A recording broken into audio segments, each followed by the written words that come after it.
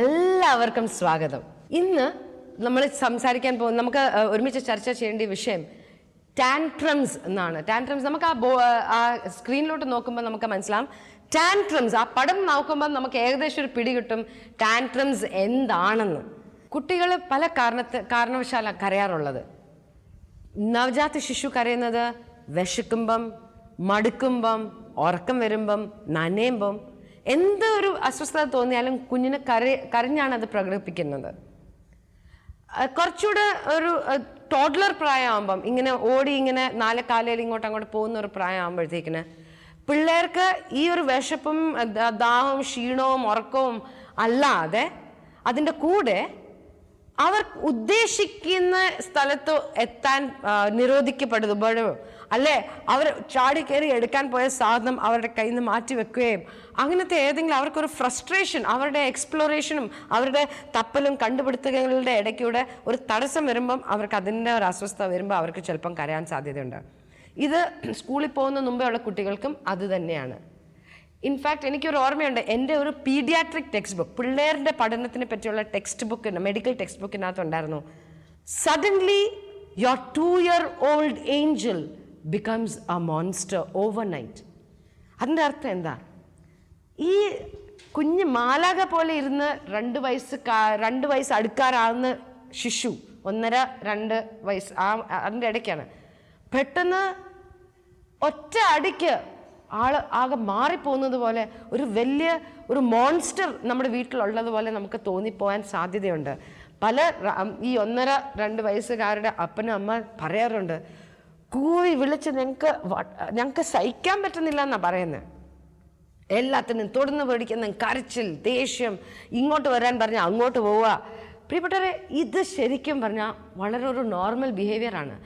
അവർ ശരിക്കും കുട്ടി ഡിപ്പെൻഡൻസും ഉണ്ട്. ആ കുട്ടി എന്താ പറയുക, അപ്പനും അമ്മയെ ആ ഒരു ആശ്രയബോധം വളരെ കൂടുതൽ ഒപ്പമായിട്ട് അവർക്കൊരു ഇൻഡിപെൻഡൻ്റ് ആകാനായിട്ടുള്ളൊരു ആഗ്രഹവും അവർക്ക് കൈയും കാലവും അവർക്ക് ഓടാൻ പറ്റുന്നു, അവർക്ക് കുറച്ചേറെ സംസാരിക്കാൻ പറ്റുന്നു, അതിൻ്റെ ത്രില്ലിൽ അവർക്ക് കൂടുതലും കാര്യങ്ങൾ ചെയ്യാനും വേണം. ചെയ്യാൻ പറ്റാത്ത ഒരവസ്ഥയിലൊക്കെയാണ് അവർക്ക് പെട്ടെന്ന് ദേഷ്യവും വിഷമവും സങ്കടമൊക്കെ വരുന്നത്. പക്ഷെ നമ്മളിത് മനസ്സിലാക്കി കഴിഞ്ഞാൽ നമ്മൾ ചെറിയ കാര്യത്തിനൊന്നും അവരെ ചുമ്മാ ഒരു കാരണമില്ലാതെ പണിഷ് ചെയ്യാൻ പോകത്തില്ല, അവരെ ശിക്ഷിക്കാൻ പോകത്തില്ല. അവർ ഈ ഓടി നടന്ന് ഓരോന്ന് നോക്കുമ്പം ഇത് ഇവരുടെ പ്രായത്തിൻ്റെ ഒരു ഭാഗമാണ്. ഇവരുടെ ആ ഒരു സെൽഫ് കോൺഫിഡൻസും ഈ ചുറ്റുപാടോടെ യോജിച്ച് പോകാനായിട്ടിൻ്റെ ഒരു ഘട്ടമാണ് തിരിച്ചറിയുമ്പം നമ്മൾ ഈ ഓവറായിട്ട് അവരെ പ്രൊട്ടക്റ്റ് ചെയ്യാനും പോകത്തില്ല. അയ്യോ അവിടെ പോലെ, അയ്യോ ഇവിടെ കയറില്ല, അയ്യോ അവിടെ കയറില്ല, ഇങ്ങനെ നമ്മൾ കുട്ടികളോട് പറഞ്ഞുകൊണ്ടിരുന്നാൽ അവർക്ക് തന്നെ ഒരു മടുപ്പും, കുറച്ച് കഴിയുമ്പം അവരുടെ ആ ഒരു കോൺഫിഡൻസ് എല്ലാം കൂടെ അങ്ങ് ചുരുങ്ങി അങ്ങ് മാറിപ്പോവും. അറ്റ് ദ സെയിം ടൈം അതേ സമയം പേരൻസിന് ഒരു കാര്യം മനസ്സിലാക്കേണ്ടതെന്ന് പറഞ്ഞാൽ കുട്ടിക്ക് ഇത് തീയാണ്, തീയുടെ അടുത്ത് പോകാൻ പാടില്ല, തീ പൊള്ളിക്കും എന്നുള്ള തിരിച്ചറിയാനുള്ള വിവരവും ഇല്ല. അല്ലെ ഗേറ്റ് തുറന്ന് പുറത്തോട്ട് പോകാൻ പാടില്ല, ഗേറ്റിൻ്റെ അപ്പുറം ഭയങ്കര അപകടമാണ്, കുട്ടിക്ക് തിരിച്ചറിയാൻ പാടില്ല. അതുകൊണ്ട് നമ്മൾ വളരെ ക്ലിയർ ലിമിറ്റ്സ്, ഇന്ന ചിട്ടയുടെ അപ്പുറം ഇന്ന് വളരെ നമ്മൾ നേരത്തെ കൊച്ചിനെ നല്ല മൂഡിലിരിക്കുമ്പം തന്നെ മനസ്സിലാക്കി കൊടുക്കണം. എന്നിട്ട് പല പ്രാവശ്യം നമ്മളൊരു കാര്യം ശ്രദ്ധിക്കണം. നമ്മൾ കുട്ടിയോട് പറയാം ഇന്ന സ്ഥലത്ത് പോകല്ലേ എന്ന് പറഞ്ഞാൽ ഒരു പക്ഷേ നമ്മുടെ മുഖത്ത് നോക്കി തന്നെ ആയിരിക്കും പതുക്കെ ആ സ്ഥലത്തോട്ട് നീങ്ങുന്നത്.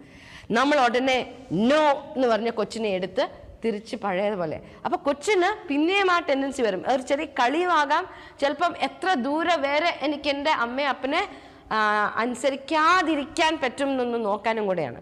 അപ്പോൾ പ്രിയപ്പെട്ടവരെ, നമ്മൾ ആ ഒരു സെറ്റിംഗ് ലിമിറ്റ്സ് പല പ്രാവശ്യം ചെയ്ത് കഴിയുമ്പോൾ കൊച്ചിന് ഏകദേശമൊക്കെ മനസ്സിലാവും. കൊച്ചിന് ആവശ്യമുണ്ട്. കൊച്ചിൻ്റെ നമ്മൾ ഭക്ഷണവും ഡ്രസ്സും ഒക്കെ പിള്ളേർക്ക് മേടിച്ചു കൊടുക്കുന്ന പോലെ അതേപോലെ കുട്ടികൾക്കൊരു വൈകാരികമായിട്ടുള്ളൊരു സുരക്ഷിതത്വം അനുഭവപ്പെടണമെങ്കിൽ കുറച്ച് അവർക്കൊരു സ്ട്രക്ചർ വേണം അവരുടെ ചുറ്റുപാടിൽ. അവർ ബ്രേക്ക് ഇല്ലാതെ പോകുമ്പം ഒരാൾ അവരെ നിയന്ത്രിക്കാനും അവരെ സൂക്ഷിക്കാനും അവരെ കാക്കാനുണ്ടെന്നുള്ള ഒരു ഉൾബോധം എവിടെയോ അവർക്ക് വരും. അപ്പോൾ അവർക്ക് കുറച്ചുകൂടെ ഒരു സെക്യൂരിറ്റി വരും. ശരിക്കും നമ്മൾ ഒരു എക്സാമ്പിൾ വിചാരിച്ചാൽ മതി. ഇപ്പോൾ ഒരു ക്രിക്കറ്റ് മാച്ചിൽ ഒരു റൂളില്ലാതെ ഒരു ക്രിക്കറ്റ് കളി നമ്മളെല്ലാവരും കൂടെ കാണാനിരുന്നാൽ നമുക്ക് കാണാൻ തോന്നുക. ഒരു റൂളില്ല, ആർക്ക് എവിടെ വേണേ അടിക്കാം, എങ്ങോട്ട് വേണേ ഓടാം എന്ന് വരുമ്പോഴത്തേക്കിന് there is no game. There is no fun in the game. അതേപോലെ പ്രിയപ്പെട്ടവരെ, if we don't teach our children early what is yes, what is no, and give them that defined thing, then they will also feel it is like a place. എല്ലാം സമ്മതിച്ചു കൊടുക്കുന്ന ഒരു അപ്പനും അമ്മ എന്ന് പറയുമ്പോഴത്തേക്കിന് പിള്ളേർക്ക് ഒരു sense of loss of control പോലെയാണ്. അവർക്കൊരു ഇൻസെക്യൂരിറ്റിയാണ്. എന്നെ കാത്തു സൂക്ഷിക്കാൻ ആരുമില്ലല്ലോ, എന്നെ നിയന്ത്രിക്കാൻ ഒരു മനുഷ്യനില്ലല്ലോ, ബ്രേക്ക് ഇല്ലാത്ത വണ്ടി പോലെയാണല്ലോ ഞാൻ പോകുന്നതെന്ന്. പിന്നെ ടെമ്പർ ടാൻട്രംസ് ശരിക്കും പറഞ്ഞാൽ നമ്മൾ അപ്പോഴാണ് വിളിക്കുന്നത്, അപ്പോഴാണ് പറയുന്നത് when there is an uncontrolled crying plus body behavior. ഇങ്ങനെ ഇടിക്കുക, തൊഴിക്കുക, തല ഇടിക്കുക, ഓടുക, ദേഷ്യവും ബഹളവും സങ്കടവും എല്ലാം കൂടെ കൊച്ച് എക്സ്പ്രസ് ചെയ്യുമ്പോഴത്തേക്കിനാണ്, അതിനെയാണ് നമ്മൾ ടാൻട്രം എന്ന് പറയുന്നത്. പ്രിയപ്പെട്ടവരെ, ഏറ്റവും വെൽ ബിഹേവ്ഡ് കുട്ടിക്ക് പോലും ടാൻട്രംസ് ഉണ്ടാകാം. മിക്ക പിള്ളേർക്കും ഉണ്ടാകുകയും ചെയ്യാറുണ്ട്. പിള്ളേർ അത് ഉണ്ടാകുമ്പം പേരൻസ് ഏറ്റവും വിഷമിപ്പിക്കുന്ന ഒരു ഘട്ടമാണ് ഈ കൊച്ചു പ്രായത്തിൽ പിള്ളേർ ടാൻട്രംസ് ഉണ്ടാക്കുമ്പോഴത്തേക്കിന്. പേരൻസിന് വളരെ വെറുപ്പിക്കുന്നതും ദേഷ്യം പിടിപ്പിക്കുന്ന ഒരു സംഭവമാണ് ഈ ടാൻട്രംസ്. പിന്നെ പിള്ളേർ എപ്പോഴൊക്കെയാണ് ഈ ടാൻട്രംസ് ഇടുന്നത്?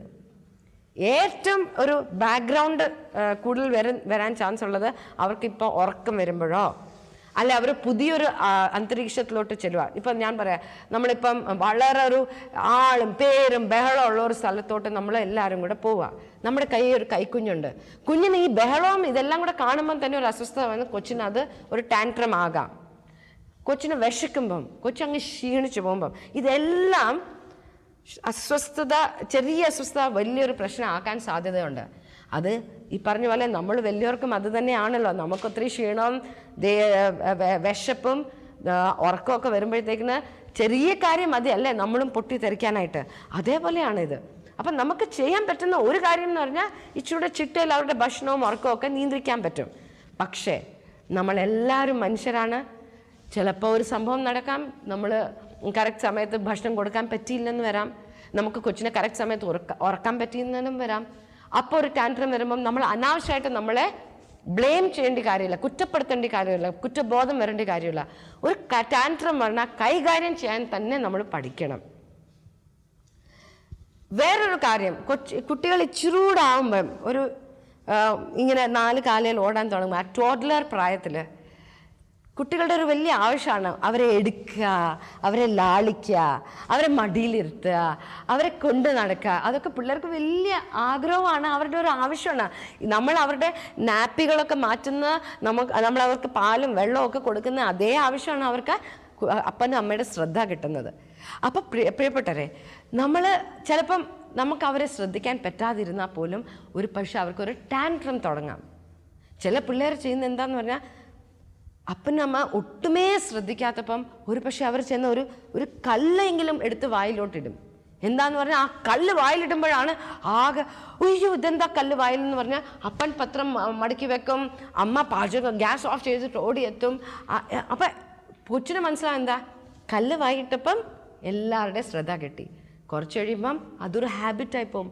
എപ്പം അറ്റൻഷൻ വേണമെങ്കിലും ഒരു കല്ല് വായിലോട്ടിടുന്ന, അങ്ങനെ കല്ല് വായിൽ ഇട്ടിട്ടിട്ടിട്ടിട്ട് അതൊരു ബുദ്ധിമുട്ടായി വരുന്നു. ധാരാളം പിള്ളേർ വരാറുണ്ട്. ചില പേരൻസ് വിചാരിക്കാറുണ്ട്, എന്നെ നാണക്കെടുത്താൻ തന്നെയാണ് ഇയാൾ ഇപ്പം ഈ എല്ലാവരുടെ മുമ്പിൽ ഇത്രയൊരു ബഹളം ഉണ്ടാക്കിയതെന്ന്. പ്രിയപ്പെട്ടവരെ, പിള്ളേരുടെ മനസ്സിൽ ആ രീതിയിൽ അപ്പനെ നാണക്കെടുത്തണം, അമ്മേനെ നാണക്കെടുത്തണം, ഇത്രയും കൊച്ചുകുട്ടികളെ അങ്ങനെ ചിന്തിക്കുന്നില്ല. അവർക്ക് ശരിക്കും ആ സമയത്ത് ചിലപ്പം ആ വിശപ്പോ ഉറക്കമില്ലായ്മയോ ക്ഷീണോ ദാഹമോ അല്ലെ ഈ ആൾക്കൂട്ടം കണ്ടിട്ട് ഒരു അസ്വസ്ഥതയോ അല്ലെങ്കിൽ ജസ്റ്റ് അപ്പനും അമ്മയുടെ ഒരു ശ്രദ്ധ ഒന്ന് കിട്ടാൻ വേണ്ടിയിട്ടായിരിക്കും അവർ ചെയ്യുന്നത്. അതുകൊണ്ട് ചിലപ്പം പെട്ടെന്ന് പിള്ളേരെ ആ ഒരു വലിയ കൂട്ടത്തിൽ നിന്ന് ഈ എല്ലാവരുടെ ശ്രദ്ധ കേന്ദ്രീകരിക്കുന്ന ഒരു സ്ഥലത്തുനിന്ന് ഒന്ന് മാറ്റി നിർത്തി അവർക്ക് ആശ്വസിപ്പിച്ചോ വെള്ളം കൊടുത്ത് തീർക്കുമ്പോഴത്തേക്കിന് ആ ടാൻട്രം അവിടെ തന്നെ മാറും. നമ്മൾ കൂടുതലും പിള്ളേർ ഇങ്ങനെ ഒരു കുരുട്ട് ബുദ്ധിയായിട്ടാണ് ചെയ്യുന്നതിനെ കാട്ടി കൂടുതൽ അവരുടെ ആ ഒരു പക്വതയില്ലായ്മ, ആ ഒരു ഡെവലപ്മെൻറ്റിൻ്റെ ആ ഒരു സ്റ്റേജിൻ്റെ ഒരു ഭാഗമായിട്ട് ടെമ്പററി ഒരു താൽക്കാലിക സ്റ്റേജായിട്ട് നമ്മൾ അതിനെ കാണണം. പക്ഷേ ഞാൻ പല പ്രാവശ്യം കേൾക്കാറുണ്ട് അല്ലേ, അപ്പനും അമ്മ കണ്ടപ്പോഴാണ് കുട്ടി ഇത്ര ഇളകി വന്നത്. പ്രിയപ്പെട്ടവരെ, അപ്പനും അമ്മയെ കാണുമ്പം പല പിള്ളേർ ഇളകുന്ന, അപ്പനും അമ്മ തീരെ എന്നെ നട്ടിലില്ലാത്ത അപ്പനമ്മ ആയതുകൊണ്ടൊന്നും അല്ല.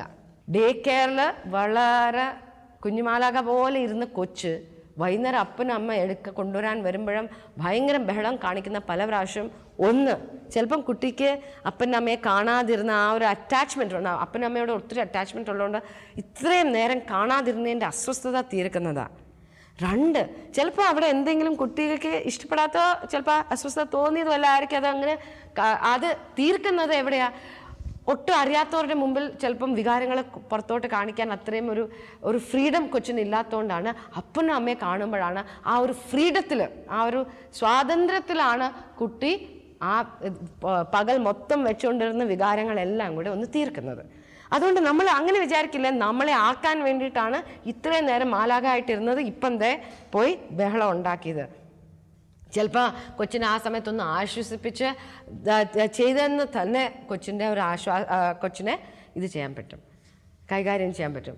പക്ഷേ ചില സമയത്ത് അങ്ങനെയല്ല. ചില സമയത്ത് ബഹളം തുടങ്ങിക്കഴിഞ്ഞാൽ നമ്മളെ വല്ലതും പറയുകയോ എടുക്കുകയോ ഒന്നും ചെയ്താൽ ഒരു രീതിയിൽ നിയന്ത്രിക്കാൻ പറ്റാത്ത ബിഹേവിയേഴ്സും ഉണ്ടാകാറുണ്ട് അല്ലേ? അപ്പോഴും നമുക്ക് എന്ത് ചെയ്യാൻ പറ്റും? ശരിക്കും നമ്മൾ വചനം വെച്ച് നോക്കുമ്പോഴത്തേക്കിന് 1 Corinthians 13:5 do everything in love. Love, സ്നേഹം കൊണ്ട് എല്ലാം ചെയ്യുക. സ്നേഹം കണക്ക് വെക്കത്തില്ല. സ്നേഹം ക്ഷമശീലനാണ്. അപ്പം ഇതെല്ലാം കൂടെ ഉൾക്കൊള്ളുന്ന ഈ 1 Corinthians 13:5 നമുക്കാർക്കും, ഞാൻ ഉൾപ്പെടെ ആർക്കും ഓർത്ത് വരത്തില്ല. നമ്മൾ ഇങ്ങനെ കുട്ടികൾ ഈ നിമിഷം ഈ ഒരു ഭയങ്കരമായിട്ട് ബഹളം കാണിക്കുന്ന നിമിഷം. പക്ഷെ വാസ്തവം അതാണ് പ്രിയപ്പെട്ടവരെ, ഈ ഒരു സ്റ്റേജിൽ നമ്മൾ ഏറ്റവും കൂടുതൽ ഓർക്കേണ്ടത്, ഒരു ടാൻട്രം നമ്മൾ നിയന്ത്രിക്കുമ്പം സ്നേഹത്തിലാണോ ഞാൻ ടാൻട്രമിനെ നിയന്ത്രിക്കുന്നത്, അല്ലെങ്കിൽ ഞാൻ നിയന്ത്രിക്കുന്നത് എൻ്റെ സർവ്വദേശം, ഈ പെരുമാറ്റം കണ്ടതിൻ്റെ സർവ്വദേശം തീർക്കാൻ വേണ്ടിയിട്ടാണോ, അല്ലേ എല്ലാവരുടെ മുമ്പിൽ എന്നെ നാണം കടത്തിയതിൻ്റെ ആ ഒരു വെറുപ്പ് തീർക്കാനാണോ ഞാൻ ഈ ടാൻട്രം കുറയ്ക്കാൻ ഒരു ശ്രമം നടത്തുന്നത്? നമ്മളൊന്ന് ചിന്തിക്കുക പ്രിയപ്പെട്ടവരെ. കൊച്ച് അവിടെ ബഹളം ഉണ്ടാക്കി കുരുട്ട് പറ്റത്തില്ല, ബഹളം ഉണ്ടാക്കുന്ന സമയത്ത് ഏറ്റവും ആദ്യം നമ്മൾ ചെയ്യേണ്ടതെന്ന് പറഞ്ഞാൽ നമ്മൾ തന്നെ നമ്മുടെ സമതല തെറ്റാതിരിക്കാൻ നോക്കുക. എനിക്കറിയാം ഭയങ്കര എളുപ്പമാണ് പറയാൻ, ചെയ്യാൻ വളരെ ബുദ്ധിമുട്ടുള്ള കാര്യമാണ്. ഞാൻ തന്നെ പല പ്രാവശ്യം ശരിക്കും ബുദ്ധിമുട്ടിയിട്ടുണ്ട്. പക്ഷെ പ്രിയപ്പെട്ടവരെ, നമ്മൾ കാമായിട്ട് ചെയ്യുന്നതും നമുക്ക് തന്നെ ദേഷ്യം വന്ന് ആ ബഹളത്തിനെ പിന്നെയും ഇരട്ടി ബഹളം ആക്കുന്നതിനെക്കാട്ടി ഭയങ്കര വ്യത്യാസമാണ് ആ ഒരു സംഭവം. എന്താന്ന് പറഞ്ഞാൽ നമ്മൾ പല പ്രാവശ്യം ദേഷ്യം മൊത്തം തീർക്കുമ്പം കൊച്ചിന് ഒരു മോഡൽ കിട്ടുന്നില്ല. ഞാൻ കൺട്രോൾ ഇല്ലാതെ നിൽക്കുന്നു എന്ന് കൊച്ച് കൺട്രോൾ ഇല്ലാതെ നിൽക്കുന്നു. കൊച്ചിന് അത് സെൻസ് ചെയ്യാം. കൊച്ചിൻ്റെ നിയന്ത്രണത്തിലല്ല കൊച്ചിൻ്റെ പെരുമാറ്റം. തിരിഞ്ഞു നോക്കുമ്പം ആശ്രയിക്കാൻ പറ്റുന്ന ആളും അതിലും വലിയ നിയന്ത്രണം ഇല്ലാതെ നിൽക്കുന്നു. അതുകൊണ്ട് ശരിക്കും നമ്മൾ ഡബിൾ ദേഷ്യവും കാണിച്ച് പണിഷ്മെന്റ് ചെയ്യുമ്പോഴത്തേക്കിനും അവിടെ ഒരു കാര്യവും നടക്കുന്നില്ല. അതിൻ്റെ ഉപരിയായിട്ട് ഇതൊരു ചെറിയ പ്രോബ്ലം ബിഹേവിയറാണ്. ഇതിനെ ഞാൻ കൈകാര്യം ചെയ്യേണ്ടതുണ്ട്. ഇത് പേഴ്സണലായിട്ട് എടുക്കാതെ ഇതെന്നോട് ദേഷ്യം തീർക്കാനല്ല എന്ന് വളരെ വ്യക്തമായിട്ട് സ്നേഹത്തോടെ നമ്മൾ കൈകാര്യം ചെയ്യാൻ തീരുമാനിക്കാൻ തുടങ്ങിക്കഴിഞ്ഞാൽ, ആ തീരുമാനം വളരെ ഇമ്പോർട്ടൻ്റാണ്. തീരുമാനിക്കാൻ തുടങ്ങിക്കഴിഞ്ഞാൽ 10 ചാൻസിൽ 8 ചാൻസ് എങ്കിലും നമ്മളത് ശാന്തതയോടെ കൈകാര്യം ചെയ്യും. അപ്പം നമ്മൾ ശരിക്കും വളരെ ശാന്തതയോടെ ഇത് കൈകാര്യം ചെയ്യുമ്പം കുട്ടികൾ അവരുടെ പ്രശ്നങ്ങളും ശാന്തതയോടെ കൈകാര്യം ചെയ്യാനായിട്ട് പഠിക്കാൻ ഒരു മോഡൽ നമ്മൾ അവിടെ അവതരിപ്പിക്കുക. പ്രിയപ്പെട്ടവരെ, ഞാൻ ഒന്ന് കാണിക്കാം എങ്ങനെയാണ് ചെയ്യുന്നത്. ഏറ്റവും ആദ്യം കുട്ടി ഭയങ്കരമായിട്ട് ബഹളം കാണിക്കുമ്പം എൻ്റെ BP കൂടുന്നു, എൻ്റെ ദേഷ്യം കൂടുന്നു എന്ന് എനിക്ക് തോന്നുവാണ്, നമ്മളൊരു നിമിഷം ഞാൻ ഇപ്പം വരുന്നു എന്ന് പറഞ്ഞ് നമ്മൾ ആ മുറിയിൽ നിന്ന് ഇറങ്ങിപ്പോകുന്നതാണ് ഇച്ചിരൂടെ നല്ലത്. പുറത്ത് ചെല്ലുമ്പോൾ 2 ദീർഘശ്വാസം എടുത്ത് ഞാൻ സാധാരണ ചെയ്യുന്നതെന്ന് പറഞ്ഞാൽ ശരിക്കും കർത്താവിൻ്റെ തിരുമുഖം ഞാൻ മുമ്പിൽ കാണും. അപ്പം തന്നെ എനിക്ക് കുറച്ച് ശാന്തത വരും. പിന്നെ എനിക്ക് തിരിച്ചു പോയി കൈകാര്യം ചെയ്യാൻ ഇച്ചിരൂടെ ഒരു ധൈര്യം കിട്ടും. പരിശുദ്ധാത്മാവെ അങ്ങ് ടേക്ക് ഓവർ ചെയ്യണമേ, അങ്ങ് just take over the situation, അങ്ങ് നിയന്ത്രിക്കണമേ എന്ന് പറഞ്ഞാൽ ഞാൻ തിരിച്ചു പോകും. എനിക്ക് ആ ഒരു പുറത്തോട്ട് ഇറങ്ങുമ്പോഴാണ്, അല്ലെങ്കിൽ എനിക്കറിയാം ചിലപ്പം എൻ്റെ നിയന്ത്രണങ്ങൾ പോയി ഞാനും ചിലപ്പം പൊട്ടിത്തെറിക്കും എന്നുള്ളൊരു ഒരു വലിയ സാധ്യത ഉള്ളതുകൊണ്ടാണ് ഞാൻ ആ സിറ്റുവേഷനിൽ നിന്ന് ഇറങ്ങി പോകുന്നത്. ഞാൻ ഇവിടെ ഒരു 4 വയസ്സിൻ്റെ താഴെയുള്ള പിള്ളേർക്ക് ഉള്ള ഏത് രീതിയിൽ കൈകാര്യം ചെയ്യാമെന്നൊന്ന് അവതരിപ്പിക്കാം. കുട്ടി ഇവിടെ ഭയങ്കര ബഹളം ഉണ്ടാക്കിക്കൊണ്ടിരിക്കുമ്പോഴത്തേക്കിന് ഭയങ്കര ബഹളമായിട്ട് ഒരു കൺട്രോൾ ഇല്ലാതെ കൂവി വിളിച്ച് കരഞ്ഞുകൊണ്ടിരിക്കുമ്പം നമ്മളൊരു കാര്യം ശ്രദ്ധിക്കുക, പിള്ളേർ തന്നെ ഒരു ഭയപ്പെട്ട അവസ്ഥയിലാണ്, വളരെ ടെൻഷനും അനുഭവിക്കുന്ന ഒരു അവസ്ഥയാണ്. നമ്മൾ ആ സമയത്ത് ഒന്ന് ആദ്യം ചെയ്യേണ്ട കാര്യം എന്ന് പറഞ്ഞാൽ, ഈ ഭയങ്കര കൺട്രോൾ ഇല്ലാതിരിക്കുമ്പം ഇങ്ങനെ നമ്മളൊന്ന് പിടിച്ചിട്ട് നമ്മൾ ഈ രീതിയിൽ വേണം മടിയിലിരുത്താൻ. എന്താന്ന് പറഞ്ഞാൽ ഈ രീതിയിൽ ഇരുത്തി കൊച്ചു ഭയങ്കരമായിട്ട് ഉരുണ്ട് ബഹളം ഉണ്ടാക്കിക്കൊണ്ടിരിക്കും നമ്മുടെ മടിയിൽ നിന്ന് ഇറങ്ങാനായിട്ട്. പക്ഷെ നമ്മൾ വളരെ ശാന്തതയോടെ കൊച്ചിനെ ഇങ്ങനെ പിടിച്ച് അവസാനം കൊച്ചങ്ങ് കാം ഡൗൺ ചെയ്യും. ചിലപ്പോൾ ഒരു ഈ 10 മിനിറ്റ് 15 മിനിറ്റ് എടുക്കുമായിരിക്കും ചില സമയത്ത്. കാം ഡൗൺ ചെയ്തിട്ട് നമ്മൾ അവരെ ഒന്ന് ശാന്തമാക്കാനായിട്ട് ഇങ്ങനെ വെക്കുക. പ്രിയപ്പെട്ടവരെ, ഇത് ഞാൻ ഇങ്ങനെ കാണിച്ചു കൊടുക്കാൻ കാര്യം എന്താ, പല പേരൻസ് എടുക്കുമ്പം കൊച്ചിനെ ഈ രീതിയിലാണ് എടുക്കുന്നത്. ഈ രീതിയിൽ എടുക്കുമ്പോഴത്തേക്കിന് കുട്ടി എന്ത് ചെയ്യുന്ന പറഞ്ഞാൽ, ഈ ബഹളത്തിന്റെ ഇടയ്ക്ക് കുട്ടിയുടെ കൈയും കാലും ഒക്കെ നമ്മളുടെ മുഖത്തോട്ടൊക്കെ അടിക്കുകയും നമുക്ക് വേദനിക്കുന്ന ഒരു രീതിയാവും. ആ സമയത്ത് ഒരു പക്ഷേ നമ്മളുടെ നിയന്ത്രണം പോയി നമ്മൾ തിരിച്ച് രണ്ടും കൊടുക്കുകയും ചെയ്യാൻ സാധ്യതയുണ്ട്. രണ്ടാമത്, കുട്ടിക്ക് പോലും ഈ ടാൻട്രം ചെയ്യുന്ന സമയത്ത് വേറൊരു ആളെ ഞാൻ നോവിപ്പിക്കുന്നു എന്നൊരു സംഭവം വരാൻ പാടില്ല. അപ്പം ഈ കുട്ടിയെ ശാന്തമായി, ചിലപ്പോൾ ഒരു ഉറക്കക്ഷീണം കൊണ്ടാണെങ്കിൽ കുട്ടി അവിടെ തന്നെ ചിലപ്പം നമ്മൾ എന്തെങ്കിലും അവൾ സ്ഥിരമായിട്ട് കേട്ടുകൊണ്ടിരുന്ന താരാട്ടം എല്ലാം ഉണ്ടെങ്കിൽ അതങ്ങ് മൂളി പാടുമ്പോൾ തന്നെ കുഞ്ഞ് ഉറങ്ങിപ്പോവും. ചിലപ്പം വിശപ്പ് കൊണ്ടാണെങ്കിൽ നമ്മളൊരു സ്നാക്ക് എന്താണ് നമ്മൾ കൊടുക്കുമ്പോഴത്തേക്കിന് കുഞ്ഞ് വളരെ ശാന്തമായി കുഞ്ഞ് റെസ്റ്റ് എടുക്കും. അവിടെ ആകുമ്പം കൊച്ചിനൊരു സെക്യൂരിറ്റിയും ഉണ്ട്. ഞാൻ എൻ്റെ നിയന്ത്രണം വിട്ടുപോയപ്പോൾ പോലും എന്നെ കൈകാര്യം ചെയ്യാൻ, സ്നേഹത്തോടെ കൈകാര്യം ചെയ്യാൻ വേറൊരാൾ ഉണ്ടായിരുന്നു.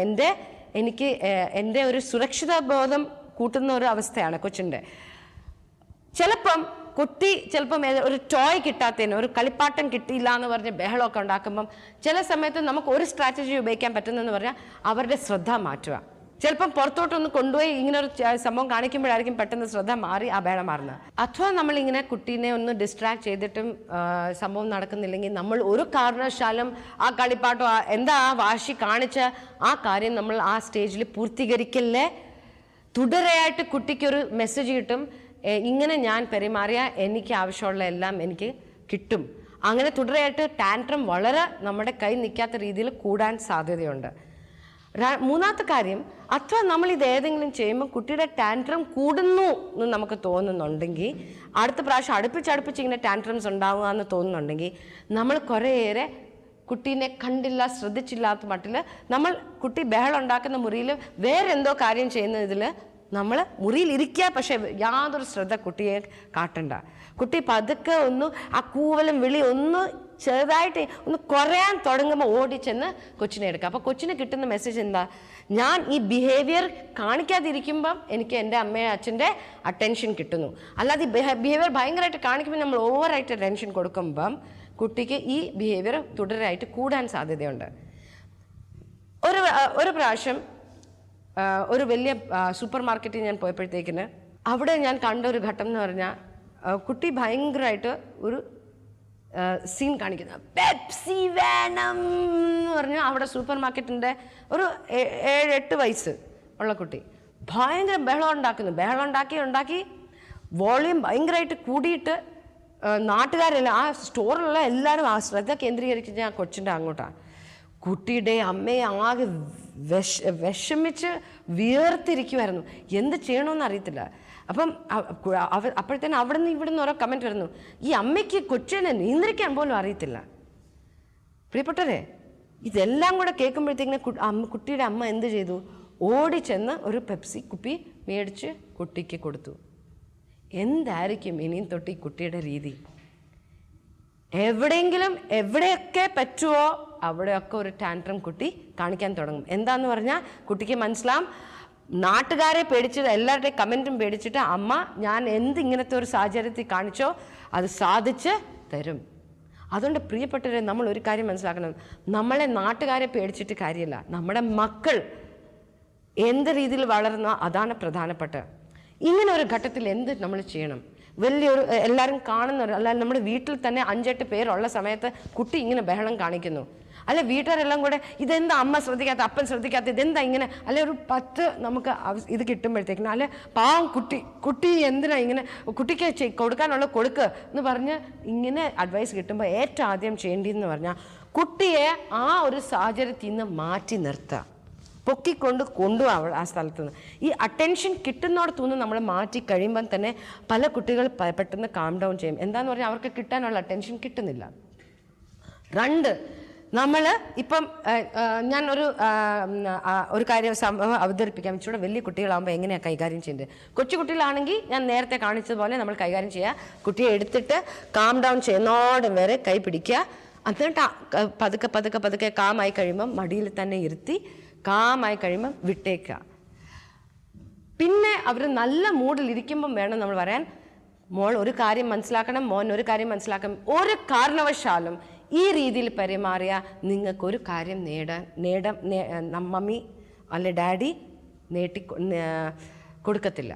So that the child gets the message that ഒരു കാരണവശാലും ഈ രീതി കാണിച്ചാൽ ഒരു കാര്യം നടക്കത്തില്ല. ഇച്ചിരി വലിയ കുട്ടികളാണെങ്കിൽ നമുക്കൊരു പക്ഷെ അവരെ പൊക്കാനും എടുക്കാനും പാടായിരിക്കും. ഞാനിപ്പോൾ ഒന്ന് അവതരിപ്പിക്കാം അത് എങ്ങനെയാണ് കൈകാര്യം ചെയ്യുന്നതെന്ന്.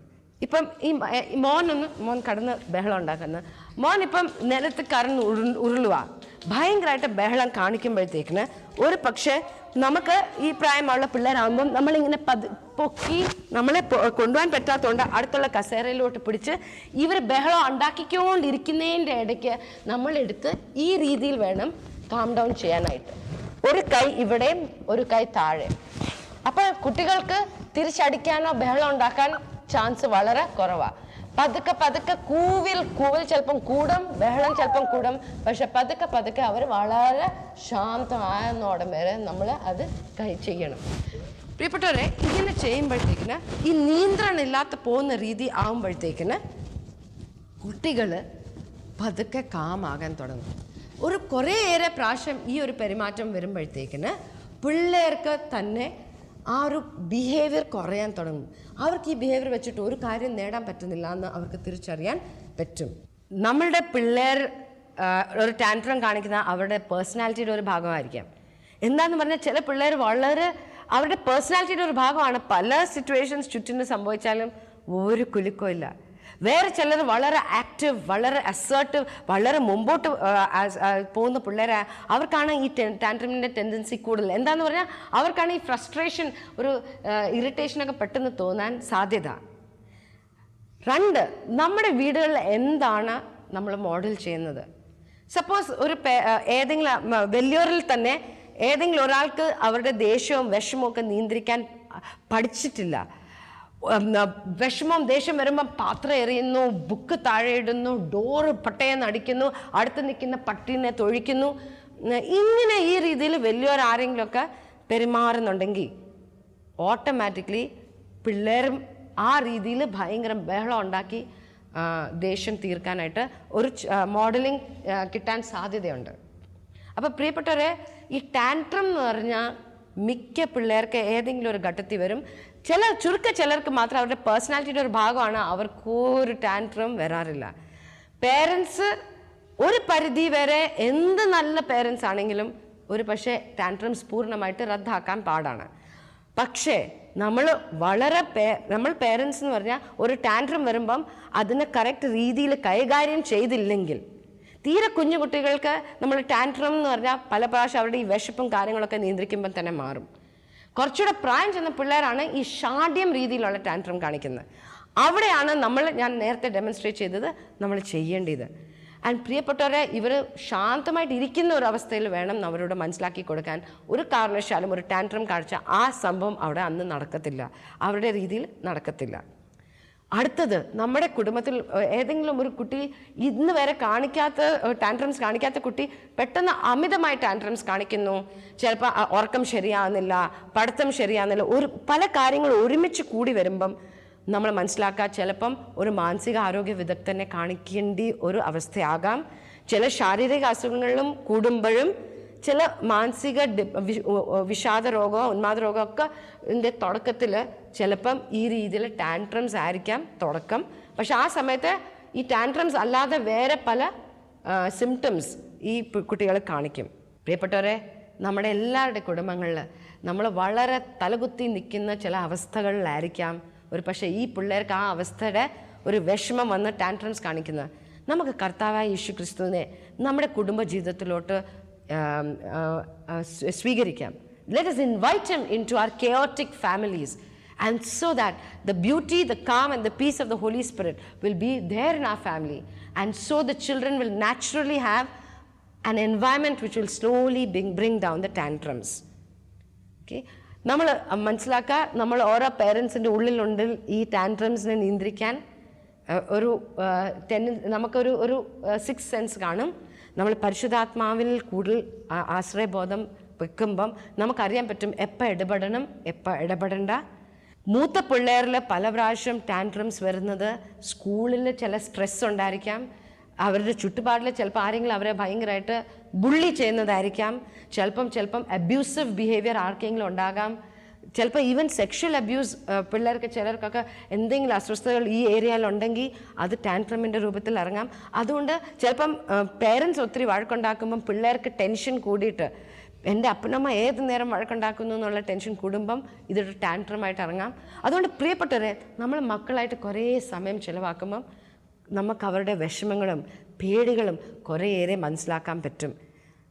ഇന്ന് ഇവിടെ നമ്മൾ ഈ എപ്പിസോഡ് അവസാനിപ്പിക്കുന്നു. ടാൻട്രംസ് എല്ലാവരുടെയും കുടുംബങ്ങളിൽ ഏകദേശം എപ്പോഴെങ്കിലും ഒന്നെങ്കിലും ഉണ്ടായിട്ടുണ്ടായിരിക്കാം. ചിലർക്ക് അതൊരു വലിയ പ്രശ്നമാണ്, ചിലർക്ക് പിള്ളേർ ഔട്ട്ഗ്രോ ചെയ്ത് അങ്ങ് മാറിയിട്ടുണ്ട്. ഒത്തിരി പ്രായം ചെന്ന പിള്ളേർ ടാൻട്രംസ് കാണിച്ചുകൊണ്ടിരിക്കുകയാണെങ്കിൽ തീർച്ചയായിട്ടും മനോരോഗ വിദഗ്ധരെ സമീപിക്കണം. പക്ഷേ ബാക്കി അല്ലാതെ നമ്മൾ ഈശോയുടെ അടുത്ത് നമ്മുടെ മക്കളെ കൊണ്ടുപോവുക. തീർച്ചയായിട്ടും നമ്മുടെ പെരുമാറ്റത്തിൻ്റെ വ്യത്യാസം, അത് ആ ടാൻട്രമിനോടുള്ള സമീപനം ഒത്തിരിയേറെ വ്യത്യാസം നമ്മുടെ കുടുംബജീവിതത്തിൽ കൊണ്ടുവരും. എല്ലാം ഈശോയുടെ മഹത്വത്തിന് വേണ്ടി. നന്ദി, നമസ്കാരം.